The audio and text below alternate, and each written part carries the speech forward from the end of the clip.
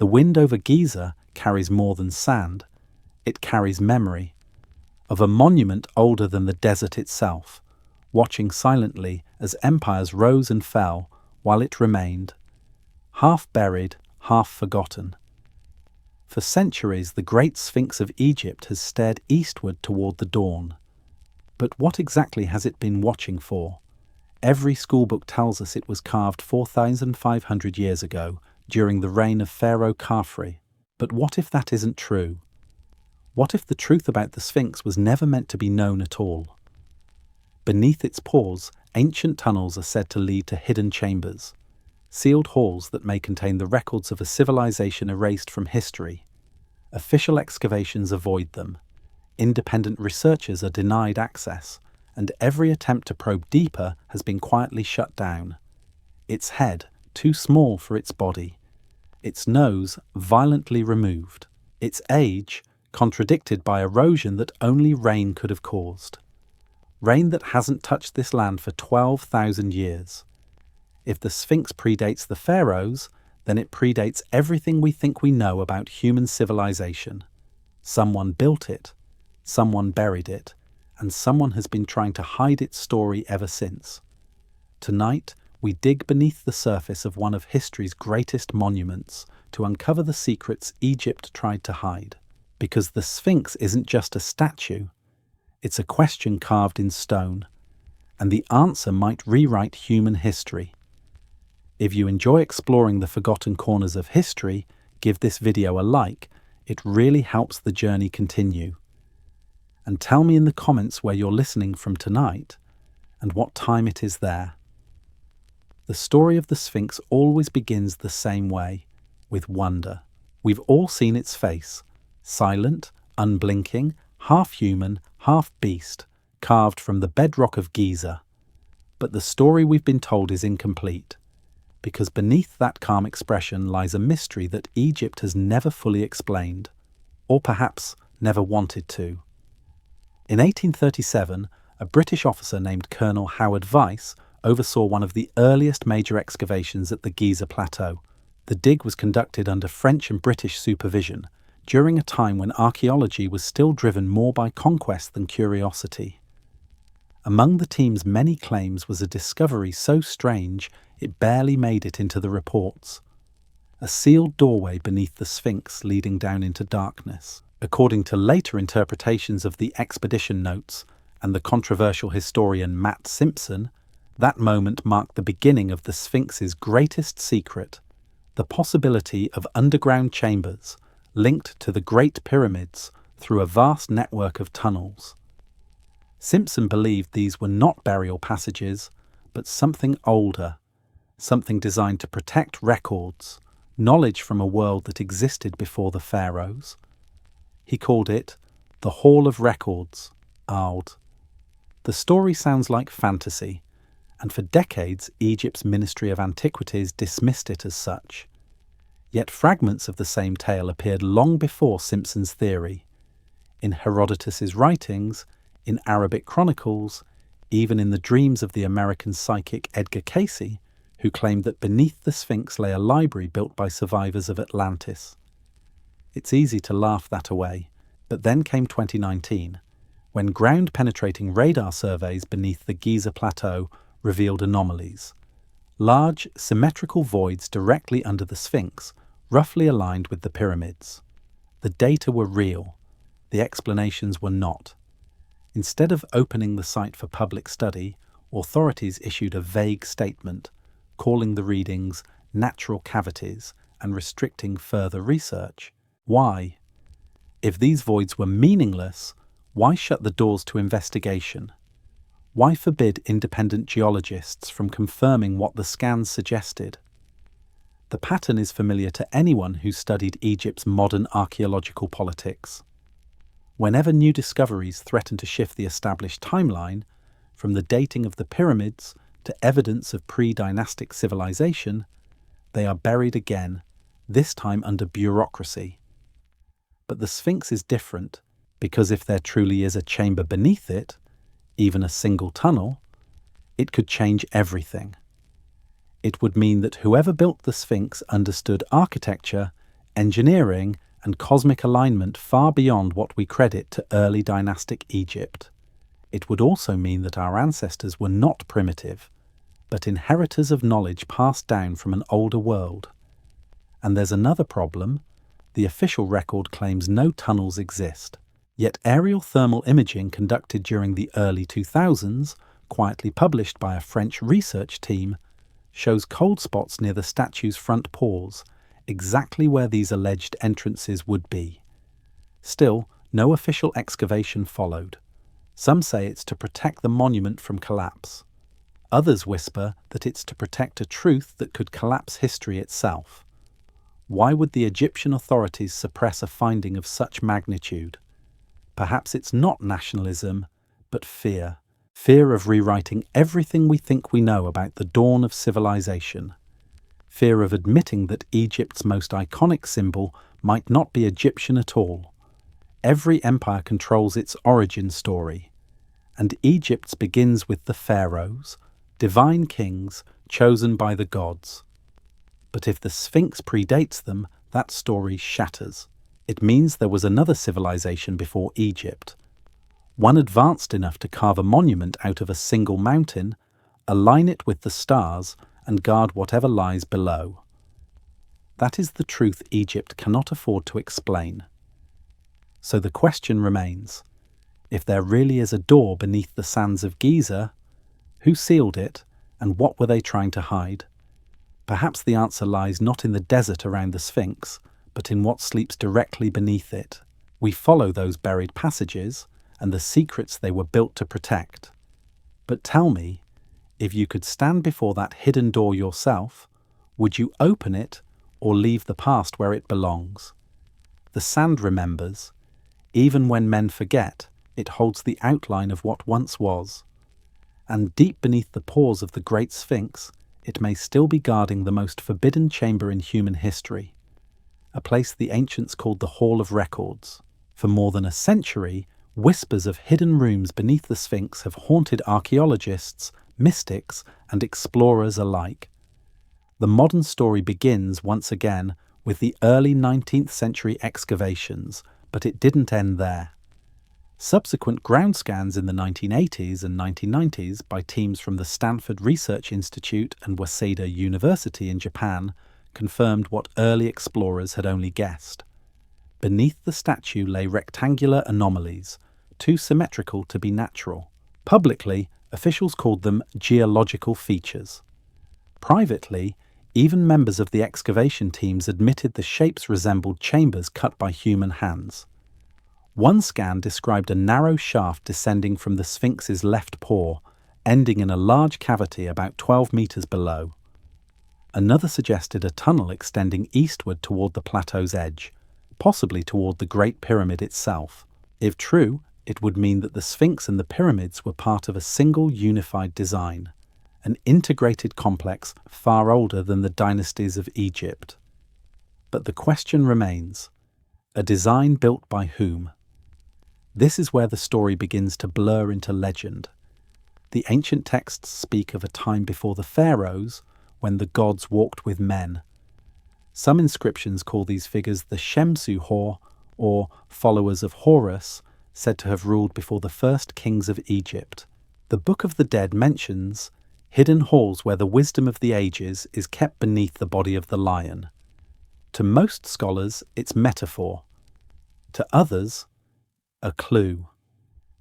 In the 1930s, explorers claimed to have uncovered a sealed limestone door at the base of the monument, etched with faint, unfamiliar markings. The finding vanished into rumour. No official record exists. Decades later, Edgar Cayce, the so-called sleeping prophet, reignited the myth, predicting that the Hall of Records would be discovered and opened when humanity was ready to remember its first civilization.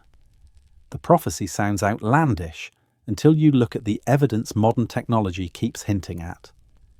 In 2019, when a joint Egyptian-American survey again detected an underground void under the monument's chest, authorities swiftly halted the work. The official explanation: preservation concerns. But no damage reports were ever filed. The data disappeared, just like every previous attempt. Why would Egypt suppress something that could draw the attention of the entire world? The answer may be political, but perhaps it's also existential. If those chambers contain writings, artifacts, or structures that predate the Old Kingdom, the entire foundation of Egyptology collapses. It would mean the cradle of civilization was not Mesopotamia or the Nile Valley, but somewhere older, forgotten, and far more sophisticated. Imagine a room sealed for 12,000 years. Inside, relics of an unknown age, tablets recording the stars before they shifted, maps of coastlines before the floods, instruments of stone and metal we can't replicate today. Such an archive would not just rewrite history, it would rewrite identity. Of course, the skeptics insist there is no hall, no doorway, no cover-up, only wishful thinking. But the contradictions keep multiplying. Why do independent scans repeatedly show straight-edged voids beneath the Sphinx, while official maps label them anomalous noise? Why are excavation permits for that specific zone never approved, though dozens of digs are allowed elsewhere on the plateau? Even Zahi Hawass, the former head of Egypt's Supreme Council of Antiquities, once admitted to the press in 1996 that there are cavities under the Sphinx, though he dismissed them as natural. Years later, when asked about the radar data, he called the topic dangerous nonsense and refused further comment. Dangerous to whom? Perhaps Egypt is not protecting secrets of its own, but those of a civilization it inherited. A civilization that left behind the Sphinx as both warning and message. And maybe, just maybe, those tunnels still lead somewhere. Somewhere sealed not to keep us out, but to keep something else inside. Because if the Hall of Records truly exists, it isn't merely a library, it's a vault, a time capsule buried beneath stone, waiting for the moment humanity dares to look below the myth. Perhaps it's still there now, silent beneath the paws of the Sphinx, sealed by hands that knew what was coming, by a people who understood that memory is safer in stone than in words. And if the sands were ever cleared away, and that hidden door were opened again, what story would it tell us? Would it reveal the beginning of civilization? Or its end? The answer might not lie beneath the Sphinx at all, but in the way it was built, and what its very design is trying to tell us. In the next chapter, we look upon the monument itself, carved from a single mountain, defying time and logic. Who shaped it? And why does its creation make no sense at all? The Great Sphinx of Giza isn't just a statue, it's a contradiction. A monument that shouldn't exist, at least not with the tools and knowledge we believe the ancient Egyptians had. Carved directly from the bedrock of the Giza Plateau, the Sphinx stretches 73 meters long and 20 meters high, hewn from a single block of limestone that once formed part of the plateau itself. That means the builders didn't assemble it. They freed it from the earth, chiseling away everything that wasn't the Sphinx until the figure emerged. Imagine the precision that required. Every curve of the body, every slope of the paws, carved by hand, without cranes, saws, or laser-cutting tools. No one knows how long it took or who commanded it. Unlike nearly every other monument in Egypt, the Sphinx bears no inscription, no cartouche, no name linking it to any pharaoh. Even the temple that stands in front of it, made of massive stone blocks cut from the same pit, is anonymous. According to mainstream Egyptology, the Sphinx was built around 2050 BCE during the reign of Pharaoh Khafre, the supposed builder of the second pyramid at Giza. The reasoning? Because the Sphinx stands near Khafre's pyramid, and a half-broken statue found nearby vaguely resembles its face. That's it. No records. No ancient texts. No mention of the Sphinx's construction anywhere in the extensive chronicles of the Old Kingdom, a civilization that documented everything from grain harvests to the names of court barbers. It's as if the Sphinx simply appeared, already ancient, already watching. And that absence of evidence may be the loudest clue of all. If it truly belonged to Khafra's reign, there should be building inscriptions, worker marks, or administrative logs. But there are none. Instead, the erosion patterns on the enclosure walls surrounding the Sphinx suggest it was already weathered long before Khafra's time. The pharaoh may have restored it, not created it. So what if the Sphinx wasn't the product of Egypt's early dynasties, but a legacy they inherited? A monument from an earlier epoch, when Egypt was not a kingdom of stone, but a land of memory. To carve something of this scale with Bronze Age tools borders on the impossible. Limestone this dense requires copper chisels that dull after a few strikes. Even with tens of thousands of workers, it would have taken decades. Yet the archaeological record is silent. Not one tool, not one worker's inscription, not one reference to the project exists. And the design itself doesn't fit. The body is feline, sleek, muscular, almost too precise. But the head is disproportionately small, as if it were carved later onto a body that once bore another face. Some believe this was intentional, that the Sphinx was recarved from an older monument, reshaped into the image of a pharaoh after centuries of erosion. If true, that means the original statue could be thousands of years older than its current form. Who would carve a monument larger than any temple, facing the rising sun, with no name attached to it? Was it a king, or a civilization that worshipped something older than kings? Something cosmic? The Sphinx aligns perfectly with the eastward equinox sunrise, its gaze fixed on a point in the heavens where the constellation Leo once rose more than 10,000 years ago. Coincidence? Perhaps. But the alignment matches an era when Egypt was not yet a desert, when the Nile Valley was fertile and the rains still fell. If the monument truly dates back that far, it was born in a world we barely remember. A world erased by cataclysm, its builders reduced to myth. And here lies the paradox. The Sphinx is too advanced to belong to the era it's assigned to, but too real to belong to myth.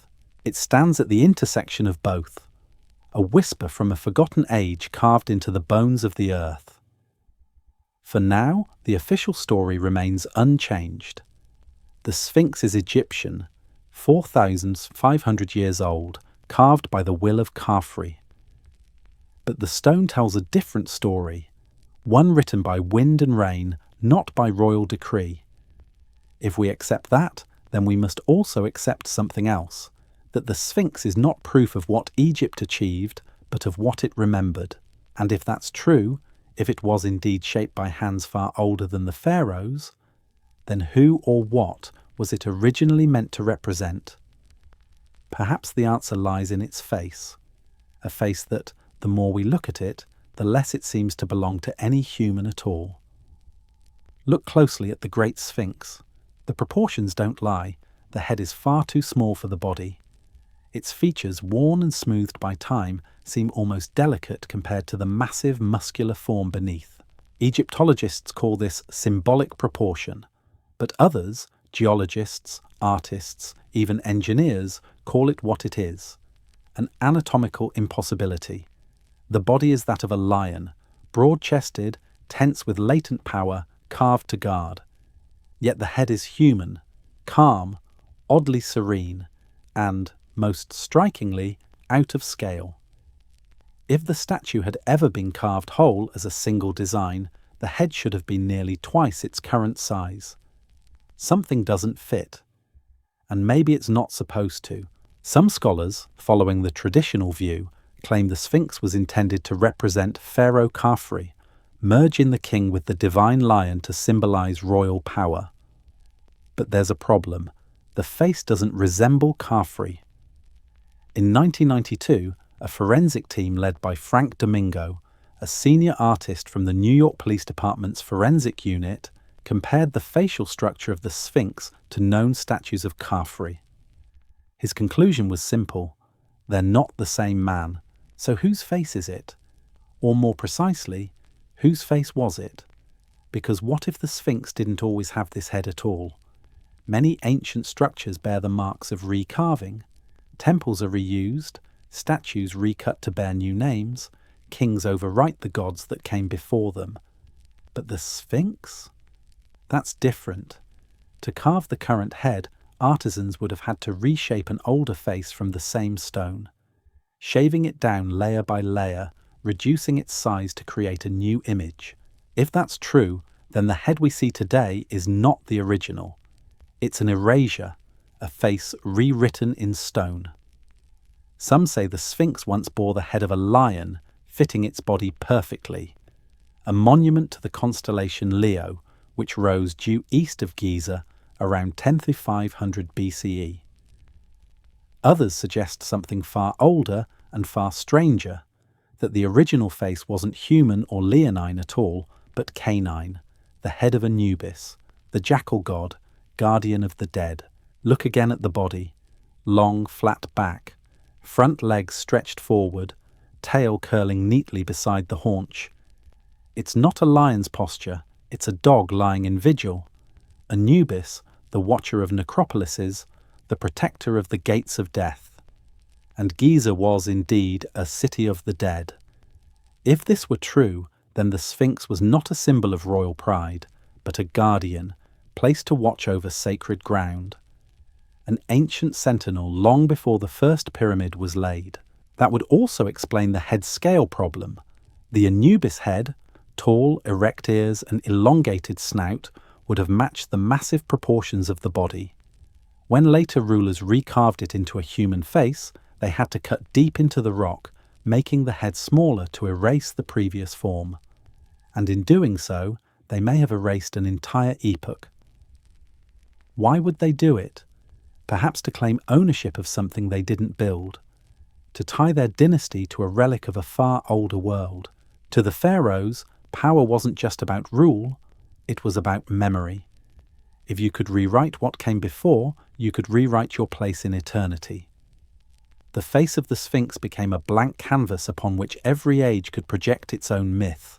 A lion, a god, a king, and yet the deeper you study it, the less it seems to belong to any of them.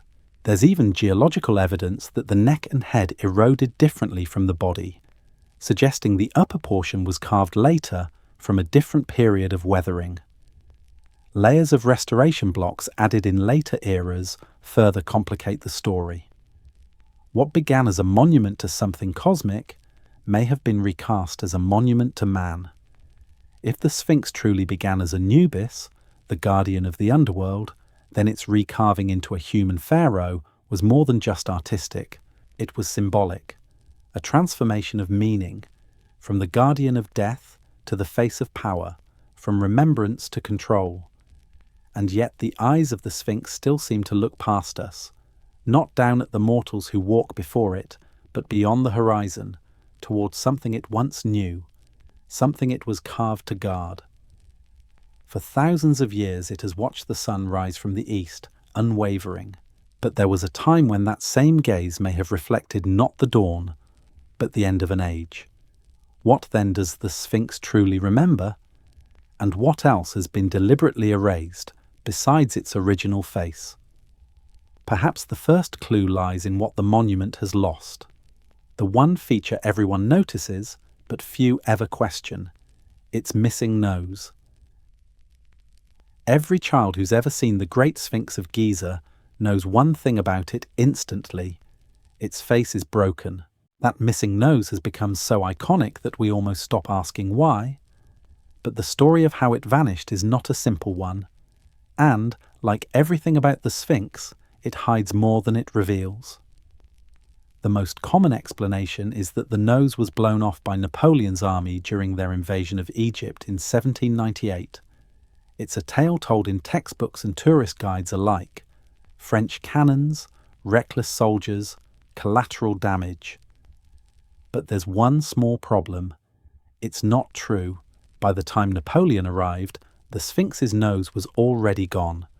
In fact, drawings of the monument made by travellers and scholars in the 15th and 16th centuries already show it noseless.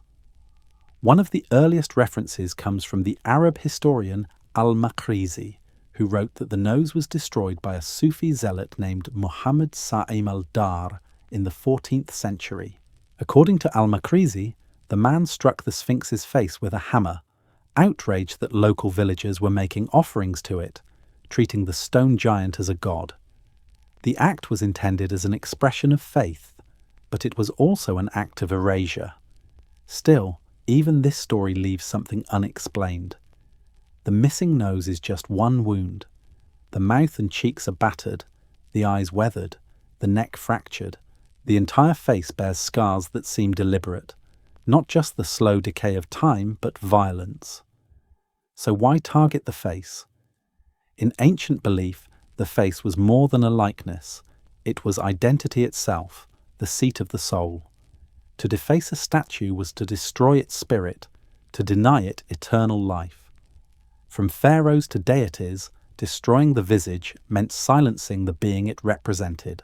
If the Sphinx once bore a different face, of a god, not a king, then striking it down could have been the final act in rewriting history.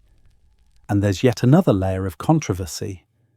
Some modern researchers have pointed out that early sketches of the Sphinx, even before its full excavation, hint that the original nose may have been broader, wider, more African in appearance than the later restored face suggests. It's a dangerous topic in academic circles, one that touches on ethnicity, race, and the politics of heritage.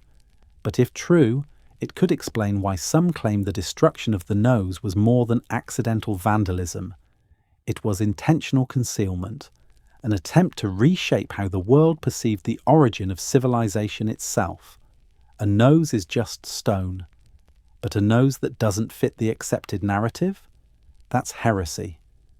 And yet, erosion and iconoclasm alone can't explain everything.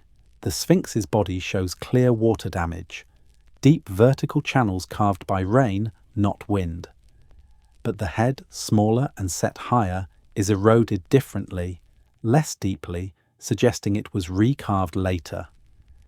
The contrast between the body's ancient scars and the head's relative youth is a geological fingerprint, proof that the monument's face may not only have been changed, but replaced.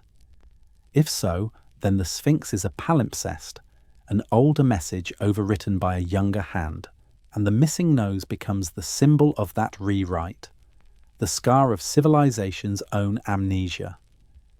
It's ironic that the most famous face in human history is also the one whose features we can no longer see. We'll never know the curve of its original smile, the angle of its gaze, or what expression the first sculptors gave it. But perhaps that's the point. Perhaps the Sphinx was never meant to show us who it was, but to remind us of what we've lost. Every broken fragment, every erased detail, every deliberate act of damage tells a story, not of destruction, but of control. Because whoever controls the face of the Sphinx controls the story of the past. And if its scars speak truth, then its silence hides something far older than empires, older than Egypt itself. A truth written not in stone, but in the way the stone has suffered. So if the face of the Sphinx was altered and its features erased, then maybe the secret to its real age isn't in what's missing, but in what the weather has left behind. The winds and rains have already told their story, if we're willing to listen. In the next chapter, we follow those clues in stone to uncover how time and water may have betrayed the Sphinx's true origin. The Sphinx stands in the heart of a desert, a land that hasn't seen true rain in thousands of years, and yet its body tells a story that only water could have written. When geologist Dr. Robert Schoch of Boston University first studied the Sphinx in the early 1990s, he noticed something that didn't make sense. The walls of the enclosure surrounding the monument were not worn smooth by sand and wind, as you'd expect in the Sahara, but deeply scalloped, vertical, rounded. These grooves, he explained, are the unmistakable fingerprints of rain erosion, formed by centuries of heavy rainfall cascading over soft limestone. That single observation changed everything, because Egypt hasn't had sustained rainfall for at least 7,000 years. And for that kind of erosion to exist, the Sphinx must have already been standing, exposed, long before the desert arrived. Schoch's calculations placed its earliest carving around 10,000 to 12,000 years ago, near the end of the last ice age, a time when the Giza Plateau was lush and green, covered in grasslands and rivers. If he was right, then the Sphinx predates not only the pyramids, but the very rise of civilization itself. Mainstream Egyptologists reacted with outrage. They called Schoch a heretic, a pseudoscientist, a dreamer. But geology doesn't care about politics. Stone only records what happens to it. And the stones of the Sphinx enclosure were shouting a story no one wanted to hear. Other experts joined the debate. Architect John Anthony West, who had long suspected that Egypt's true timeline was much older, argued that the Sphinx was the legacy of a forgotten civilization, one wiped out by the global cataclysms that ended the Ice Age. He proposed that the monument had been adopted by the Egyptians much later, its original builders lost to myth. Their theory became known as the water erosion hypothesis, and it wasn't based on wishful thinking. Weathering patterns on the Sphinx's body matched those seen on prehistoric cliffs in the Nile Valley. Landscapes formed by thousands of years of rainfall, not by desert winds. Even more curious, the head of the Sphinx, smaller and less eroded, does not share this pattern. It appears younger, carved after the body had already suffered its watery scars. This supports the idea that the head was recarved, reshaped from an older, larger form, just as we suspected in the previous chapter. But if that's true, then the Sphinx is a geological Frankenstein, part monument, part restoration, part mystery. Egyptian authorities countered with their own explanations. Perhaps the grooves were caused by groundwater or salt exfoliation. But no experiment has ever replicated those deep, rounded weathering forms without rainfall. In fact, similar erosion exists only in climates that experience thousands of years of precipitation. So where did all that water come from? The answer lies in the past. Around 10,500 BCE, the Earth emerged from the Younger Dryas, a turbulent climatic period marked by massive floods and melting ice sheets. Sea levels rose more than 100 meters, rivers shifted, and regions that are now desert were drenched by monsoon rains. If the Sphinx already stood then, it would have been washed by centuries of storms, the very storms that left the scars we see today. That means one of two things. Either our entire understanding of Egyptian chronology is wrong, or the Sphinx wasn't built by the Egyptians at all. If the latter is true, then who carved it? A forgotten culture, predating the Nile kingdoms, possibly the same one that laid the foundations of Göbekli Tepe, thousands of kilometers away, around the same epoch. Two sites, both megalithic, both oriented to the stars, both deliberately buried. Two civilizations that may never have known each other and yet followed the same silent code. Build in stone, align with the heavens, and hide everything when the world begins to drown. If the Sphinx is that old, it isn't a monument to the Egyptian gods. It's a survivor of the flood. A relic from the world before history began. A warning carved in limestone, marking the memory of a cataclysm humanity forgot. And perhaps that's why the story had to be buried. Because if the Sphinx truly stood under the rains of the Ice Age, then every textbook, every timeline, every chapter of The Birth of Civilization collapses. Egypt would no longer be the cradle of history. It would be the inheritor of a vanished age. Still, one mystery remains. If the Sphinx is older than Egypt, how did it survive the floods, the erosion, the shifting sands of 10 millennia? And if it was built by a civilization long lost, then why did they bury it afterward? Maybe the desert didn't swallow the Sphinx by accident. Maybe someone made sure it disappeared, on purpose. Because you don't bury a mistake. You bury a secret. In the next part, we uncover why the Sphinx vanished beneath the sands, and who might have wanted it hidden from the world. For nearly 2,000 years, the Great Sphinx of Giza slept, not in myth, but in silence. By the time Napoleon's soldiers marched past it in 1798, only the top of its head and part of its crown were visible above the dunes. Everything else, the body, the paws, the temple before it, lay buried beneath dozens of feet of desert sand. To most historians, this was simply nature at work. The Sahara is relentless, its winds shifting, its dunes creeping inch by inch across centuries. But there's a problem with that explanation. For the Sphinx to be buried as deeply as it was, the sand would have needed to pile upward like water against a dam, not once, but repeatedly, without ever being swept away. And yet, just a few meters away, the pyramids stood clear and untouched. So how does a 73-meter monument vanish beneath the desert, while everything around it remains standing tall? What if it didn't happen by accident? What if someone, or something, wanted the Sphinx to disappear?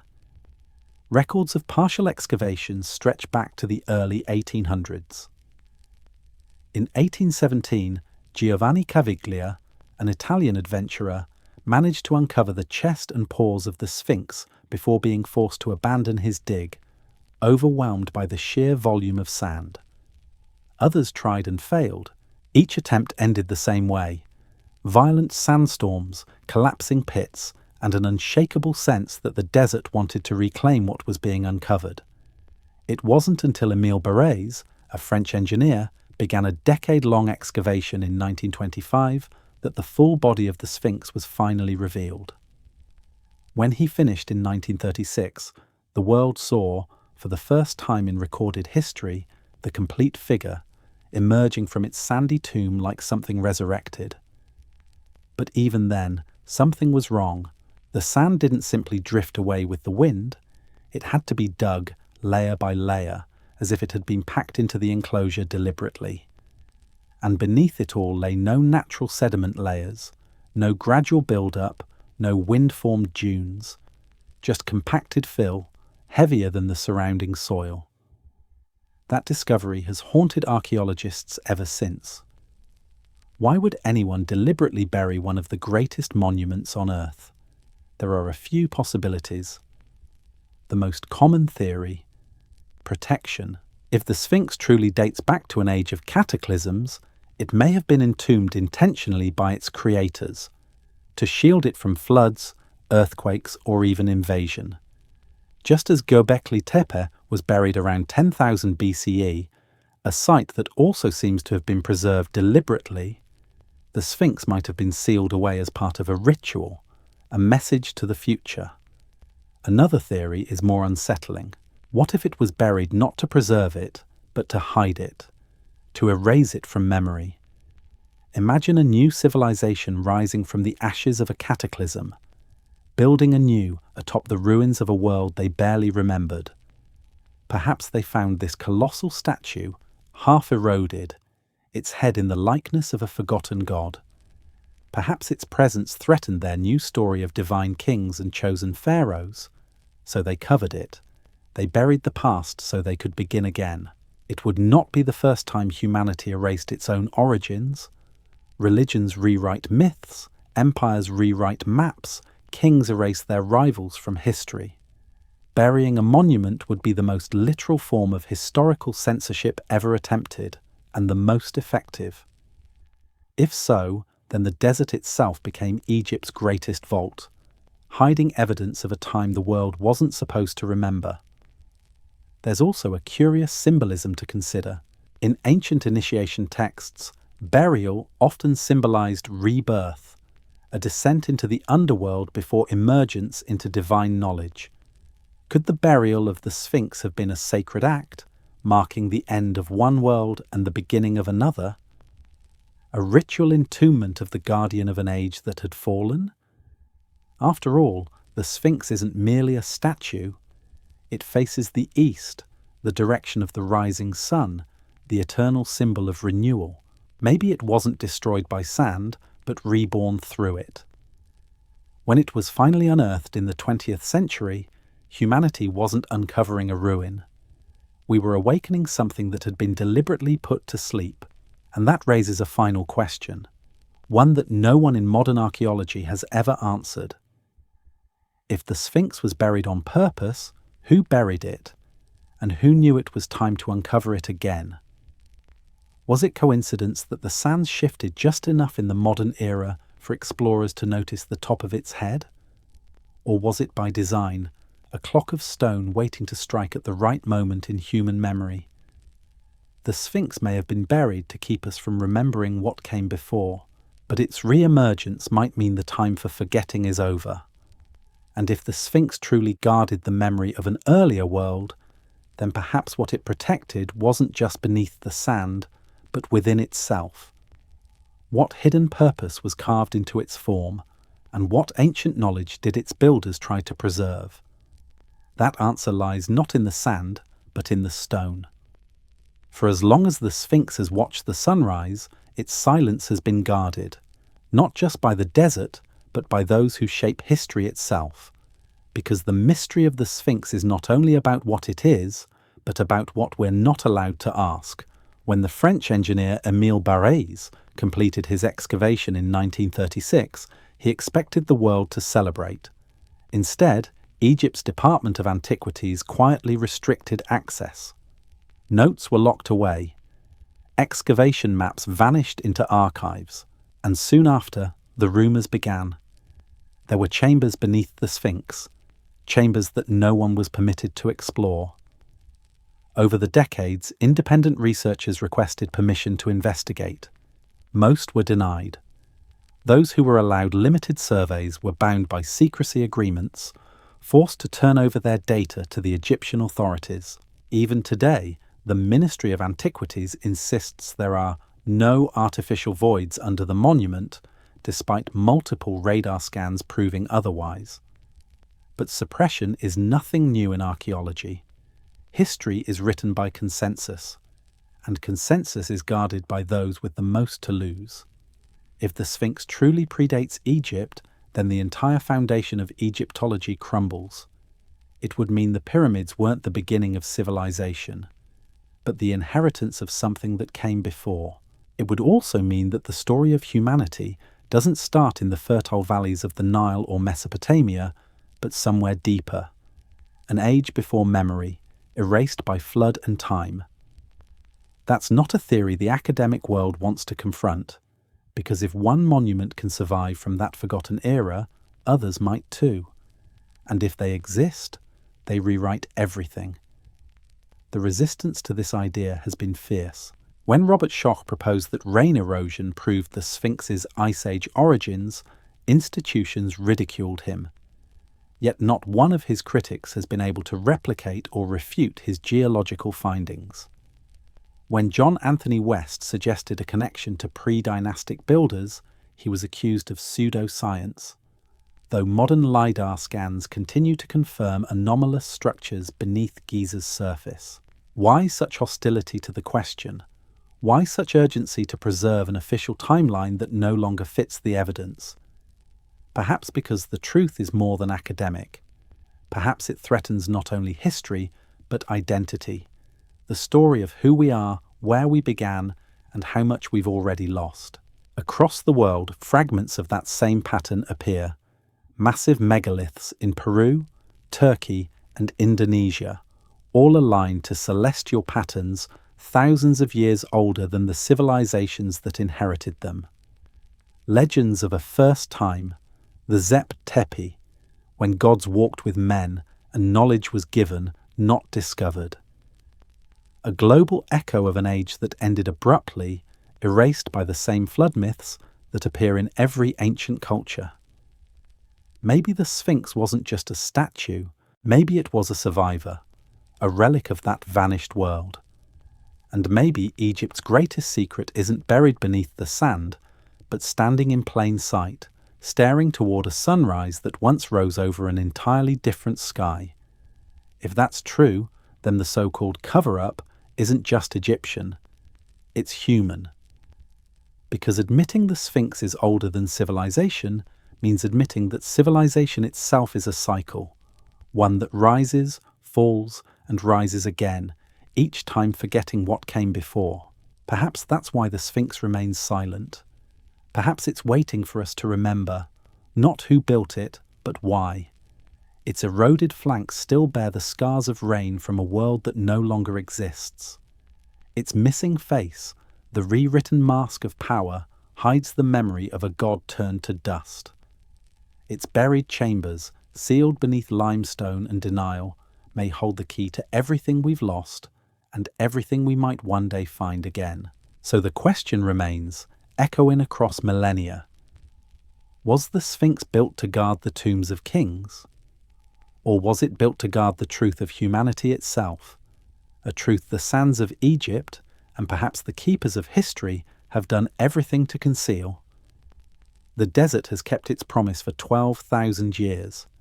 It buried the Sphinx once. It could bury it again. But for now, the Guardian still watches, and maybe, somewhere in its shadow, the memory of the world before Egypt still waits to be uncovered. If you've enjoyed this journey into the forgotten side of history, don't forget to leave a like. It helps more people discover these hidden stories. Share this episode with someone who loves ancient mysteries as much as you do, and subscribe to Forgotten Worlds so you won't miss the next chapter. Together, we'll keep uncovering the truths time tried to bury.